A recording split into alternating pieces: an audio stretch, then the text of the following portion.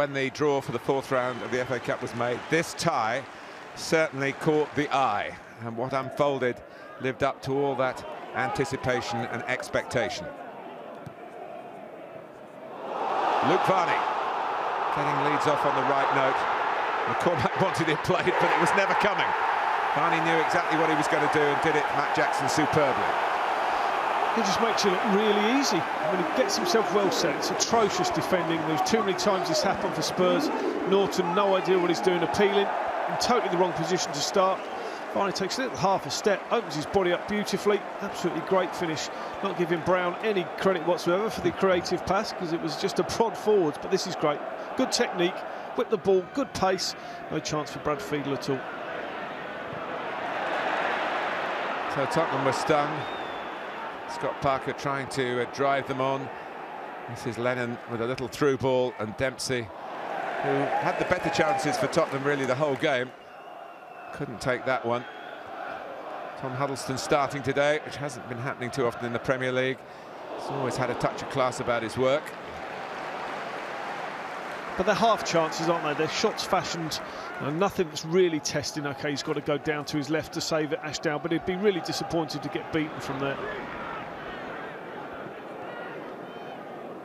Well, big hopes on Gareth Bale whenever Tottenham play, of course. They do and should have more variety, but he had certainly the best opening in the first half, which he conjured up for himself. I think it's fine that he shoots at the end, so just gets in between. Varney doesn't need to run down. He runs down the wrong side there to allow him in. But the power in that left foot. But you're never going to just fashion it through. Trying to be too cute, missing out his teammates as well. Well, Leeds 1-0 up. This is right at the end of the first half. And Ross McCormack thinking he could just spin that back past Brad Friedel. Yeah, I still think he might be better off trying to get him to commit to a penalty here. Take it round him. He's a bit in no man's land there, Brad Friedel. And that's a tough skill. Well, Tottenham had struggled at the back for much of the game, and McCormack exploited them this time. It wasn't straightforward. When he got it back onto his left foot, he still needed to find a really arrowing strike, and boy did he do that. But he should be allowed to get it back onto his left foot, clearly onside, but just keep him running on his right. If he beats your goalkeeper from there with power, well, he's done really well. But once he cuts back inside, and that's where Corker shouldn't allow him. OK, his arm shouldn't be up in the air, but now, look, just even if he holds his run in this position here, he has to run down the channel, overruns it, cuts back inside, but that is a fine finish. See the power from this angle. Friedel does just get a little finger on it. You're not stopping those. Dempsey coming in here from Lennon's cross. But it looked at that stage as though Tottenham in front of goal were really going to be firing blanks.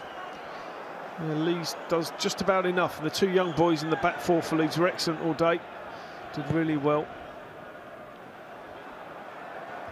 Sam Byram just probably regretting having that touch. Bell read it, to be fair to him, and got it green.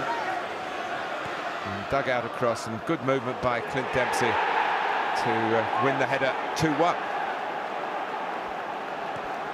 It just shows what Bale can do. Picks the ball up. Even here, they've got a lot to do. But Dempsey does well, and he does well all day because he gets on the move. That's why he gets his goals. He's not quick, but he gets on the move in the box. Gets across the first man, takes up a good position. It's just a glancing header. Gives Ashdown no chance at all.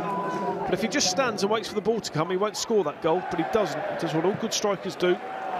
Gets across the front man. Well, Ross McCormack could have really wrapped it up here.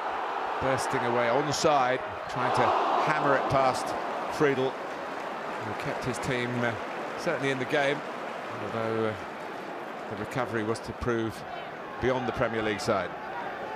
Yeah, the angle completely against him here. Asuakota getting back, but he actually stops that ball getting cut back across, and you back your goalkeeper in those circumstances, particularly one with Brad Friedel's experience. He's always going to get something on that.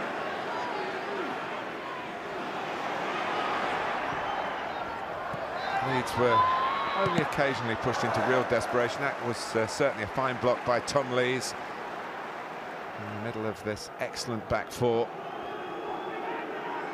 He stands up well. Well, Are we going to blame Jonathan Abika, the young substitute, or praise Lee Peltier? Maybe a little bit of both.